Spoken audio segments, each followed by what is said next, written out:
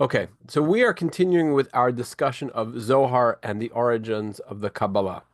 So just a little review over where we've been in previous lectures. We started with the fact that the exiles from Spain, the generation which is known as Gerush Sfarad, is a remarkably um, they're a remarkably um, creative group. They they give to Judaism so much more than one might expect. And we started with an interesting episode of an individual named Shlomo Molcho. And we said we really want to understand this generation of the Gerush Sfarad. And so we said we need to understand the Zohar. And last week we began to understand the Zohar as a creative force in Torah, that it was a tour de force of imagination and religious creativity. Really, though, that was just a setup for this week, because this week we're going to talk about how the Zohar becomes a very powerful tool in terms of the ability of our ancestors to resist, to persevere in the face of helpless odds and unspeakable oppressions. And so we're going to begin to see this in very, very real terms, and in categories and expressions that have enormous psychic potential and enormous spiritual meaning. And they essentially take a religious community that could have been seen itself as entirely passive and make it into something which is entirely active. And I'm going to start in an interesting place with something that you may have seen in various Sidurim or Haggadot, sometimes before a mitzvah. Typically, a very typical version of this is in Sfirat HaOmer, the counting of the Omer, but also before cups of wine at the Haggadah. There are many other places you see it.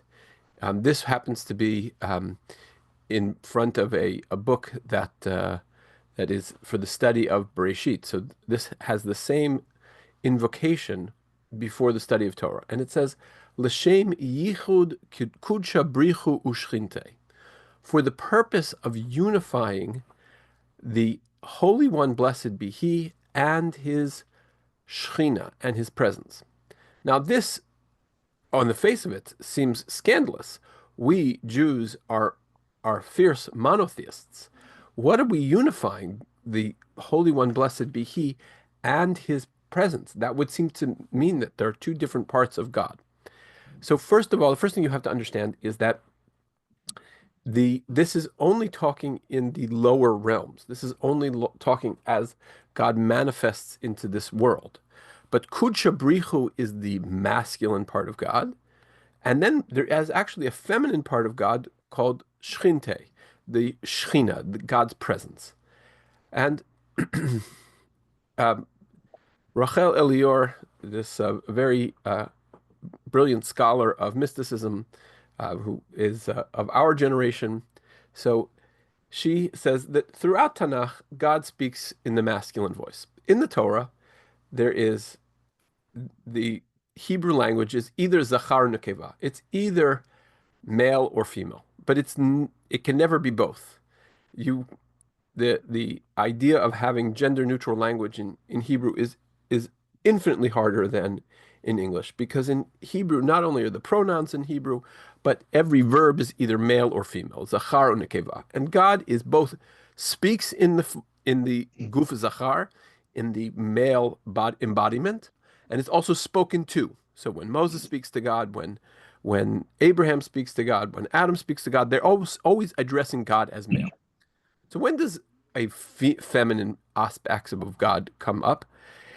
The feminine aspect of God seems to come up in two places. One is in the book of Lamentations, and hopefully you saw my reference to George Burns as a male idea of God. I figure I could, if I, as a Jew, I should never have a true visual reference for God, but at least I could have a cultural one.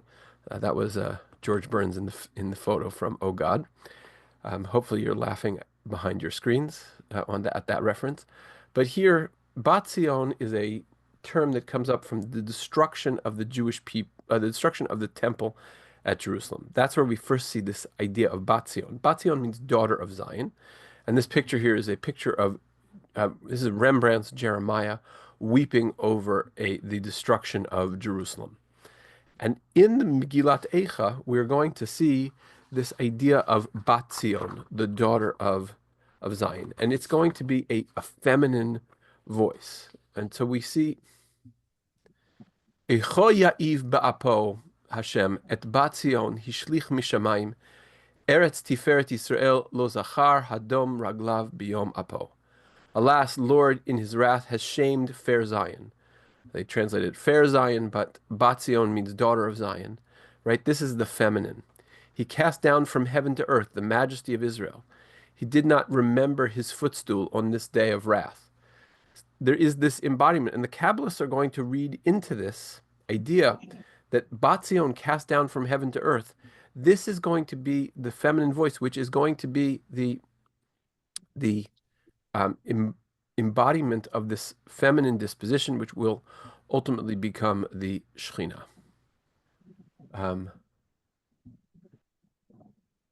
Okay. Al eile ani bochia, eini yordamayim, ki rachak mimeni menachem, meshim nafshim hayu banai shomamim, ki gavar oyev. For these things do I weep. I weep in the feminine voice. So here we have this image that the Kabbalists are going to seize upon, which is going to be the image of the Shekhinah, the daughter of Zion. We're going to see she will become identified with a number of different things, amongst which is also the people of Israel. We'll get to that as well.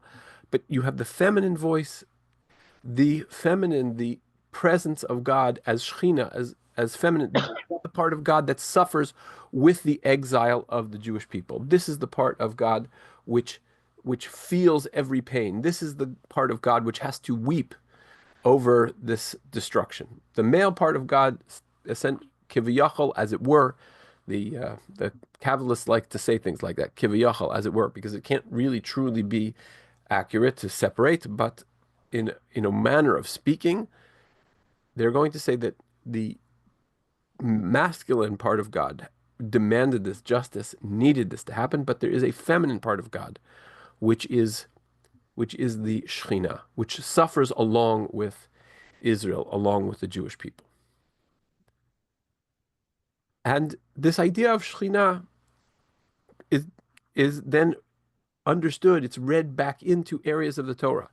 The Torah is going to say, this is from the book of Shemot, Vasuli Mikdash, V'shachanti betocham. Make for me a sanctuary and I will dwell within them. This root, shachanti, right, is the same root as Shekhinah. It means to dwell in your presence. And so God will dwell amongst them. This is where they attach the idea that it is not I will dwell in the sanctuary, but I will dwell in them, meaning the people of Israel. That Knesset Yisrael, the entirety of Israel, that also doubles for the Shekhinah. It's going to double in a mystical way, meaning that the full entirety of Israel also shares some kind of spiritual resonance with God's presence, such that God's presence feels everything that is going to happen to Israel, and Israel is inexorably tied to God's presence, and what Israel does will affect God's presence in the heavenly realm as well. The idea also will grow out of this, that the place where the Temple Mount was, this is a picture of the Mishkan, the picture of that which is described in the book of Vayikra, that which is meant to be constructed by the Jewish people. For the first 400 years from Moses, they used this as their temple. It was Solomon who builds it into a temple, but really the same conceptual structure. And this is where God's presence is going to dwell. This is where the people of Israel will fully be. And just to sort of round out this idea of where the Shekhinah is, Hashem tzvakot hashochen b'har Tzion. This is from Isaiah. The Lord of hosts dwells on Mount Zion. And so there at Mount Zion was going back to the book of Eicha, you have this idea that God is weeping over the destroyed Jerusalem. Now here, the, the this idea of God and the Jewish people becomes very important for both the Song of Songs and also on on Shavuot. The idea is that God and the Jewish people are become married, that the Kudsha Brichu and the Shechina are become united, just like we had in the first slide. L'Shem Yichud Kudsha Brichu U'Shchinte. The Song of Songs is a poem. It's a love poem between a beloved his uh, um, and his beloved. Well, the I guess the lover and the beloved. I guess that might be the best way to say it. And it is a beautiful love poem, which is interpreted in spiritual terms as the union of God and the Jewish people. But it's also read as God and the Shekhinah, God and this presence. So you have the masculine side of God, you have the feminine side of God, you have this Shekhinah that Shavuot is the day which everything comes together. Those two become married. When the Jewish people embrace Torah, it's as if it's a consummation of the marriage of God and the Jewish people, the unification of God through these two separate places. Now you may say to yourself, well, how did God get split? The answer to that question is really that God got split by the first sin of Adam, that the first sin demanded this. It created a fissure in the spiritual forces, and that fissure has a separation between God and the Jewish people, and the Jewish people are meant to do the fixing. But this is going to this is going to set the stage for the next and important piece of what the Zohar is going to be about and contribute to Jewish thought and to the rest of Jewish history in ways which are simply cannot be measured. They're simply beyond measurement in terms of their impact on the way Jews have thought. And that is the Messianic idea. Because Knesset Yisrael, because the Jewish people are also the Shekhinah, and because the Shekhinah needs to be reunited with God, then we are going to be creating a mechanism by which the Jews are responsible for this repair of this spiritual division of the world, this spiritual separation of the Jews and God's presence. And so Gershon Shalom, one of the great scholars of mysticism, said the Messianic idea is balanced against the endless helplessness that is revealed in Jewish history throughout all the generations of exile, when it was unable to rise and appear on the stage of world history. This is an understatement. And as we said last time, the Zohar, when the Zohar first appears on the stage of the world, it is immediately after an exceedingly violent period of Jewish history. It is immediately after the Jewish people suffer the Crusades.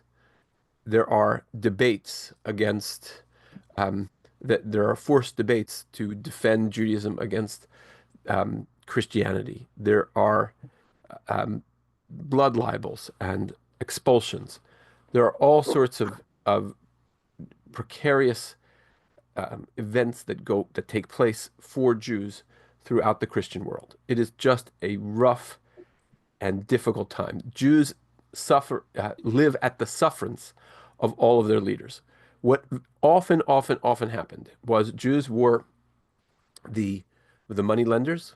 The church outlawed usury. They also did not allow Jews to serve in any professions, and as a result, Jews had one thing that they could do, and that was to be pawnbrokers and moneylenders. And as pawnbrokers and moneylenders, they were vital to the economy and also desperately hated. And so you had, whether it was individual debts or whether it was crown debts, people sometimes thought, oh, it'd be great for me to be able to get rid of my Jews. And so a child dies, falls into a well, there's disease that is immediately projected at the Jews as some kind of a blood libel, and there are 1180 Jews in the city of Blois are burnt at the stake. 30 Jews are locked in a house and burnt at the stake.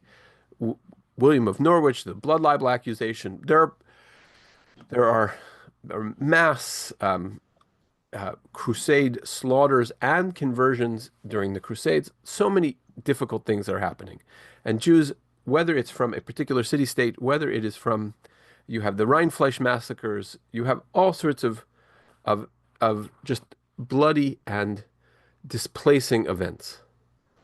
And amidst all of this, Gershon Shalom is saying that the messianic idea, this waiting for Mashiach, this waiting for a redeemer, is balanced against their helplessness.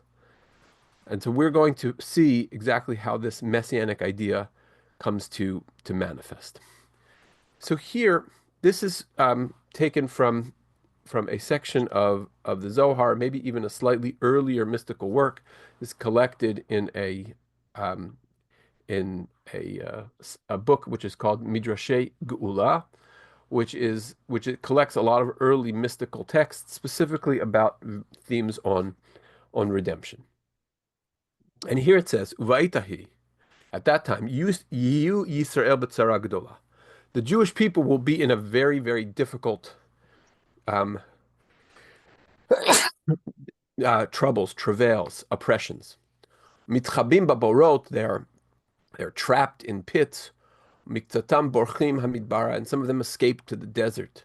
V'yoshvim sham 40 yom, and they're there for 40 days. V'holchim acharem v'tzokim mitoch tzaratam, and they go out and they cry out in all of their troubles. And here, what's going to happen when all that happens? Well, God's going to hear, and it says, what happens when God hears? So Hakadosh Baruch Hu motzi et Mashiach ben David, shehu sagor bebeit asurim. He's going to take the Messiah who is in captivity. He's literally in jail. He's imprisoned, and he needs to redeem the world. But spiritually, the Messiah is going to be found in prison. And God, but first he has to hear the calling out of the Jewish people. And so the Mashiach becomes, first of all, in biblical Messianism, or even Talmudic Messianism, there is not necessarily a correlation between the suffering of the Jewish people and the coming of Mashiach. But the mystical literature is going to say that it is specifically the suffering of the Jewish people which is going to bring about the Messianic event. Hey, Aaron, how are you? No, I'm good. Sorry about that. No worries. No, I'm sorry. I Sorry about that too. Now, okay, back to our regularly scheduled program. So it is going to be literally the bitterness of the exile that are going to be, sometimes it's called Chevle Mashiach, which is the birth pangs of the Messiah.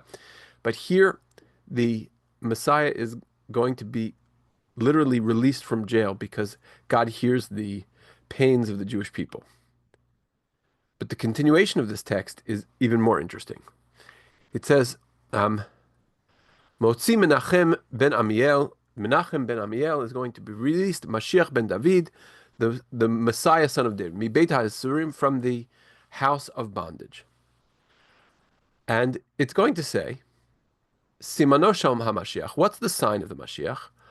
Orech Komat Sarava Aveh. He's going to be very tall. He's going to have a broad neck. Panav Kagalgal Hashemes. His face is like the ball of the sun. Inav Zuhurot Prasot Raglav Avot V'hu Sholet B'chol Aratzot. He's going to rule over all lands. V'lo nitanatin malchut v'ikar gedula v'yamod armilus v'yikabtzu imo shivim l'shonot. And he will gather amongst him people of 70 languages. And v'chol mishuhu omed negdo nispachbo.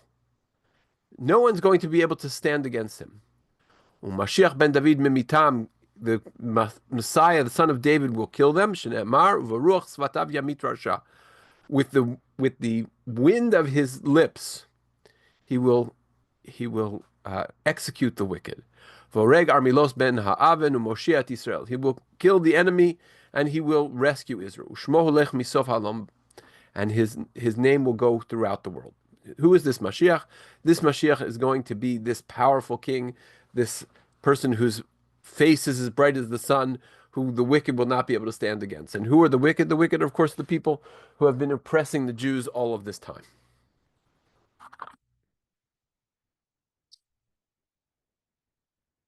Now, this all sort of begins to dovetail with this idea of the Shekhinah, because we're going to see that the Shekhinah, it starts as Bat Zion, right? As we saw before, this sort of suffering presence of God.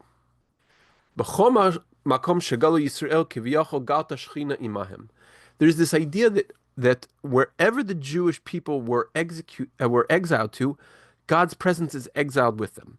This is something which probably begins with the ideas in the book of Yechezkel, book of Ezekiel, when Ezekiel has this vision of this chariot leaving Jerusalem. Ezekiel lives in the first exile in Babylonia, and there the Shekhinah comes, the God's presence comes sort of to be with Israel. It is not confined to the location. And the this idea of the Shekhinah is something which becomes very powerful and then simultaneously attached to Jewish action. So this is in the Mechilta of Rabbi Shmuel. This is a rabbinic work. This is not a Kabbalistic work. It says, "Vayotze mishoat ha'am likrata Elohim min ha'machane," and God took the people out from the camp to meet God. Amar Rabbi Yossi. Rabbi Yossi says, Yehuda haya doresh. Yehuda used to interpret. Vayomer Hashem misinai ba. God came from Sinai. Al tikra kain ella l'Sinai ba. To Sinai, God came, not from Sinai. Litain Torah l'Israel, to give Torah to the Jewish people. O enu omer kain ella Hashem misinai ba lekabel et Israel.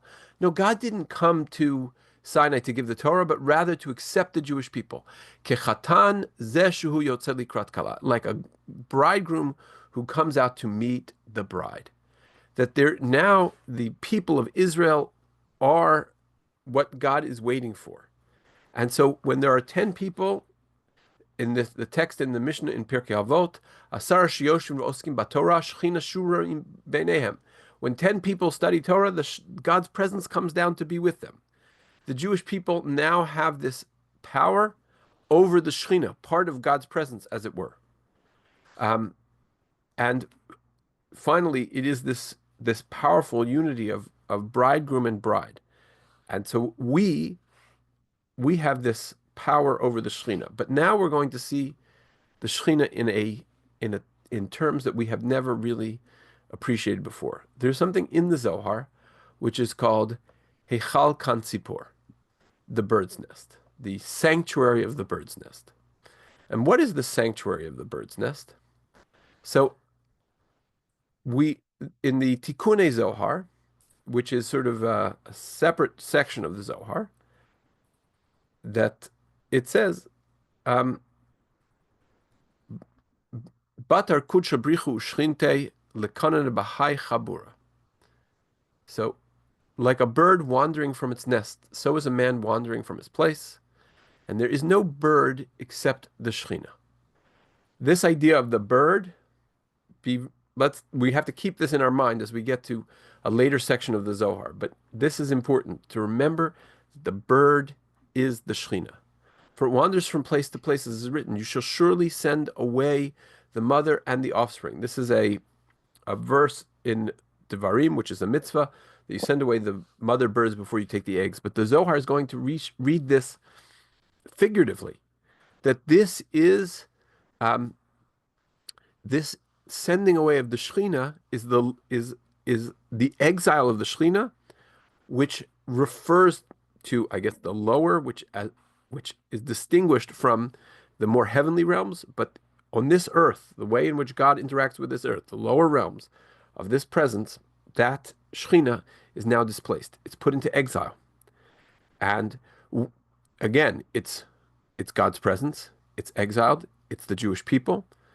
And we, so to speak, have a special relationship with it. We, the Jewish people, have a special relationship in as much as we are able to control it, unify it, etc. And here's how the bird's nest manifests in a later section of the Zohar. There's a lot in this particular section. There'd probably maybe even 5 or 6 slides on this text. But I just want you to see how this is layered together and how many troubles um, upon troubles for Israel, meaning they're very oppressed. There are many persecutors. After these troubles are stirred up and come upon Israel and all the nations, their kings consult together about them. Several evil decrees occur, right? So this is a recognition that usually it's not one. It's not Iran, it's Iran and Hezbollah. It's not Iran and Hezbollah, it's Iran, Hezbollah, and Hamas. And then it's International Criminal Court, and et cetera, et cetera. And if it's not just, you know, the oppression of Nazi Germany, it is anti-Semites waiting to turn you in Poland, and then it's Russian anti-Semitism. Right? We can pick any time we want, but the multiple enemies of Israel are certainly not hard to find. And when the troubles come upon troubles, the latter forgetting the former, immediately a pillar of fire will be seen standing from top to bottom for 40 days, and all the nations of the world will see it. On that day, King Messiah will ascend from the Garden of Eden. So what prison has he been in? The prison of the Garden of Eden, from the place called the Bird's Nest, right? So the place called the Bird's Nest is the Shekhinah. So this place where the Mashiach is literally in God's presence. And who has the ability to unify God's presence? Who has the ability to bring God's presence down? Jewish people, through things like the study of Torah. And it will appear in the land of the Galilee, for it is the first place that was destroyed in the Holy Land, right? When the Romans come down, they sack the Galilee first. This is why Josephus is a turncoat, because he was in charge of the Galilee. But we digress from this world of Kabbalah. And after 12 months, he will be ascended to the Messiah on the same pillar into heaven, and he will get the authority of the crown of kingship. What do we take from this? A couple of points. Number one, this is going to happen when there are many troubles for Israel. Number two, the Mashiach is going to come out of his, if you will, his prison, his captivity in the Garden of Eden.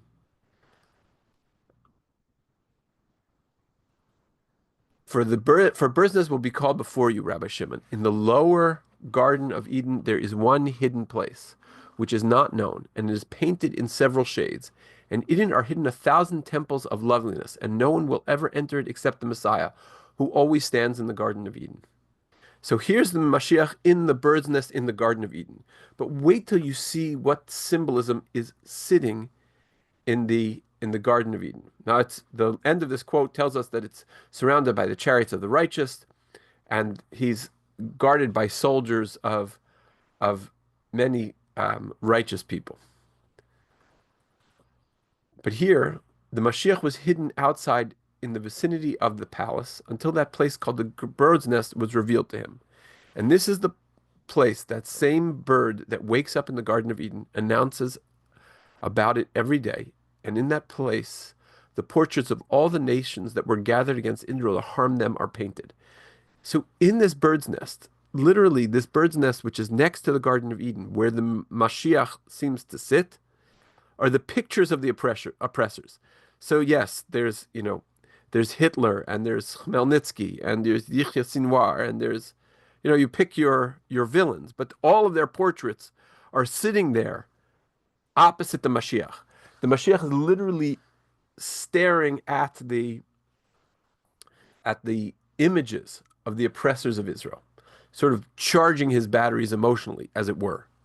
And he enters that place and raises his eyes and sees the patriarchs who entered the destruction of the house of God, until he sees Rachel, her tears on her face. Now, I think we have to assume that the Zohar is both writing and is understood figuratively. He doesn't necessarily see Rachel. This idea of Rachel is, if you read the other works of Yirmiyahu, he has famously in the book of Jeremiah, he's going to say, Rachel mevaka al baneha. Rachel weeps for her children, that she becomes the symbol of the mother waiting for her children to come home.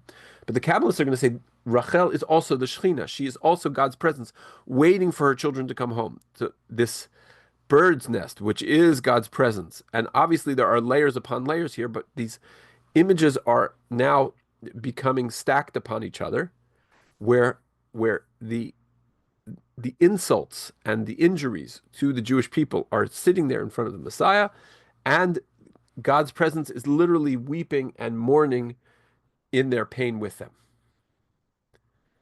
Mashiach raises his voice and weeps, and the entire Garden of Eden is shaken. And all those righteous people who are there weep and weep, weeping and weeping a second time. The same firmament above the garden is shaken 1,500,000 of the upper camps until he reaches the upper throne.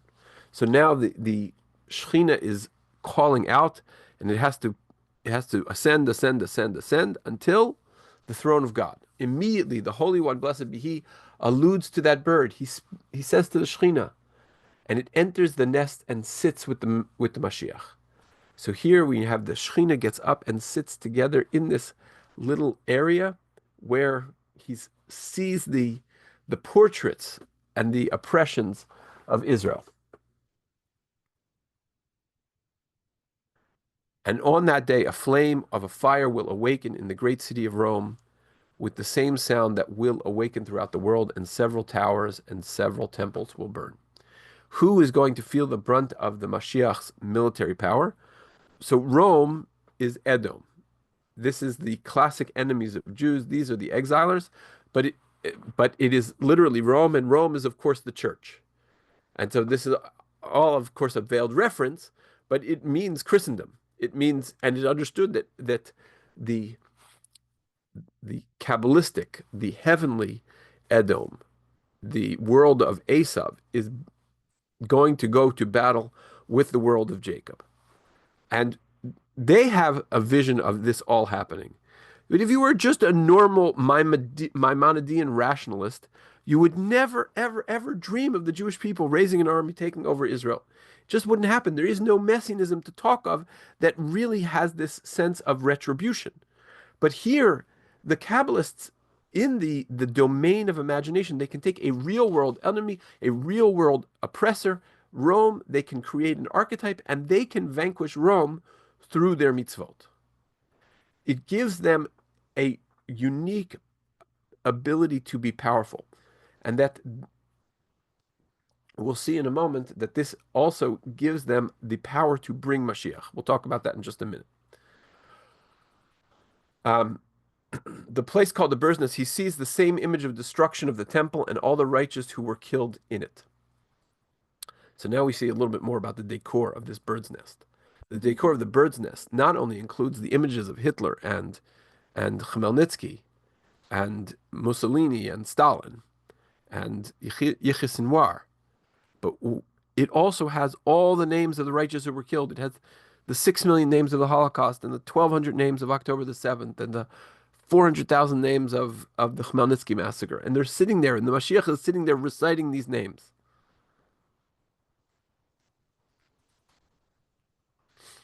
And he entered into the temple and saw all those angels of heaven who are called the mourners of Zion, who wept over the destruction of the temple, who wept continually, and they gave him one red purple robe to take revenge. On that day, Messiah King will begin and enter the exile from the end of the world to its end. It is said, as in the day that you came out of Egypt, and he will show you wonders. So the Mashiach is then going to come with the same miraculous energy that Moshe took the Jews out of the land of Israel. Okay, so actually, all of this in the eyes of the Kabbalists is this very powerful figure of Mashiach. But Mashiach is, as we saw before, what triggers Mashiach? Mashiach is going to be triggered by the prayers of the Jewish people. It's going to be triggered by the mitzvot of the Jewish people. And so if you've ever seen, for example, a Chabad rabbi gets up, he will tell you, you often hear this in their speeches. They will tell you, and we're going to do this, and we're going to bring Mashiach. This idea of bringing Mashiach is not something that the Talmud talks about. To the best of my knowledge, the Talmud will have some vague understanding of Mashiach, will not give you too much detail. Maimonides says don't spend time trying to figure out when Mashiach is coming. It does not bring you not to the love of God, not to the fear of God. But the Kabbalists see this entirely differently.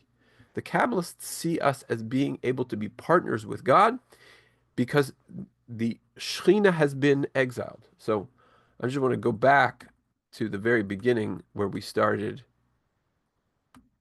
L'shem yichud kudsha brichu u'shchinte, for the purpose of unifying God and the Shekhinah. This is our ability. This is the individual Jews, the collective Jewish community's ability to unite God and God's presence. And this is the work of Mashiach. And when you put on tefillin, you bring Mashiach. When you study Torah, you bring Mashiach. When you keep Shabbat, you bring Mashiach. The Kabbalists had now devised a way to overcome the oppression because they understood that they had a spiritual dimension that is in the truest layers of reality. If you remember last week, we talked about how the world that we occupy is really a facsimile of the truest reality, which is God in the higher worlds, in the earlier stages of spiritual creation.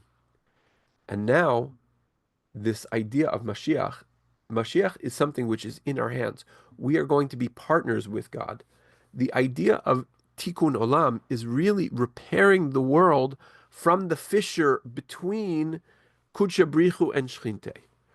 It is our job to reunite that separated aspect of God. There's this exile of the Shekhinah, of God's presence, is something which we are meant to repair. And the Shekhinah becomes this image of eternal womanhood. This is the words of the Zohar. Begin the Shechita kol nukve da alma kaim besitra. That all types of womanhood are contained in the Shekhinah, and it becomes our responsibility to then rescue the Shekhinah, if you will, from this distressful place where it is weeping for, where it is vulnerable to, it is feeling the exile of the Jewish people. So maybe just one example on this, Gershon Sholem points this out, is he says that until the Zohar, there was no celebration of poverty in the Jewish world. And only with the Zohar do we have this idea that the portion of the Holy One, blessed be He, is to make the poor happy according to his ability. The idea of this, of taking care of the poor, is he comes to see all of his broken vessels. He comes to see them, but then realizes that they have nothing to be happy about, and he weeps over them before ascending back above to destroy the world. Here, God needs us to fix the vessels. He needs us to deal with the poor. And in dealing with the poor, we fix the vessels in a way where God is not himself prepared to. This is a fulcrum change. This dispositionally changes the Jewish people. If the Jewish people were just waiting for Mashiach, they were waiting for Messiah, they were waiting for redemption before, now we are able to actively bring about redemption ourselves. It can be through taking care of the poor. It can be through the study of Torah. It can be through a number of mechanisms. But here, the mystics who build the cure before the disease becomes a fulsome issue, we have to assume that 1490. Actually, this is 100 years before the great pogroms of 1391, and it's 200 years before the expulsion of the Jews in 1492. But they have a spiritual equipment to be able to say, we believe in a reality that transcends you earthly kings. And we know that if we do the right mitzvot and we call out to God properly, we will be able to liberate the Shekhinah, unleash the Messiah, unleash the Mashiach, and also then reunite God and his presence to undo the work of the sin of creation, or I should undo the corruption of the sin of creation. This then is the Zohar is going to set the stage. And just a little bit of a looking forward to where this stage is going. So there's going to be a generation of those who are exiled from Spain, and that generation is is going to um, is going to create a kind of Kabbalah which is going to um, seize the Jewish world. Gershon Shalom in his book on Shabbatai Tzvi, the Mystical Messiah, tries to figure out what could possibly be possessing Jews everywhere from Amsterdam to Yemen, because the Jews in Amsterdam and the Jews in Yemen live just completely different lives, economically, educationally, in so many different ways. They're just simply disconnected communities. But yet, everybody is going to get swept up into this moment of the mystical Messiah of Shabbatai Tzvi. And we're going to look at that. I do think that there's something very, very powerful about this messianic idea and the way that the Zohar sets things up. Because the way the Zohar uh, creates um, uh, a Jewish psyche is it makes us the agents of change. We're not only are we the agents of change, we're the agents of change that are going to be able to change God. We are going to be able to repair the fissure in God. What God refuses to fix, the Jewish people have to fix. You know, Shimon Peres once said that the great gift that the Jews have given the world is dissatisfaction, right? So, you know, Jews were dissatisfied with how to get from here to there and avoid the traffic, so they came up with ways. And when Shimon Peres said that, I do believe that Shimon Peres meant that there's a direct connection between those who saw deficiencies in the world in the days of the Kabbalists and the same programmers who made ways, because what he sees is, okay, Jews have a need to fix the world. And it comes from here. This idea of fixing the world is, it makes us into um, it it makes us bear guilt for its failure to be accomplished, and it makes us look for ways, both spiritually and practically, to overcome these problems. Um, there's a an economist, Thomas Sewell, who I saw this little clip of this on the internet, and he one of his explanations for modern anti-Semitism is, you know, those who are playing in the oppression Olympics, they don't like the case of the Jews. Because on an objective level, if you asked which minority has been killed more than any other minority, the answer is the Jews. You know, whether you want to Holocaust, Khmelnytsky, Spanish expulsion, pogroms, blood libels, you name it. We have we have the numbers to prove it. Certainly on a relative basis, but probably also on an objective basis. And he says, but the reason people don't like holding the Jews up as an example of oppression is because they they continue to be successful wherever they go.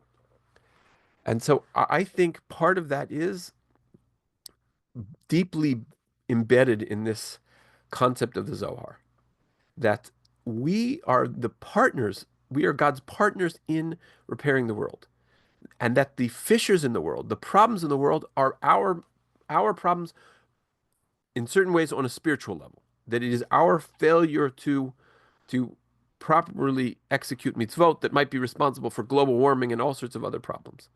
But it sees the Jew as intimately related with the most core fabric of reality, that heavenly fabric. And as such, we have a responsibility to engage and to act. In the face of not being able to control Ferdinand and Isabella, or you know, Louis the XIV, or Khmelnytsky, or um, Marie Antoinette. Maria Theresa before Marie Antoinette. That was her. Maria Theresa was her mother, and Maria Theresa was the one who had the Jews expelled from Prague and from Budapest. We had to live under all of them, but to know that we are ultimately in control. That is the gift that the Zohar gave the Jewish people. It gave us a sense of true agency in all of this. So that takes us to the end of the Zohar. What we will um, what we're up to next is um, we're going to be um, we're going to be our next stop is in Tzfat, with the great school of Kabbalists in Tzfat. That's going to be where we pick up in our next adventure. And all right, I'll stop the recording and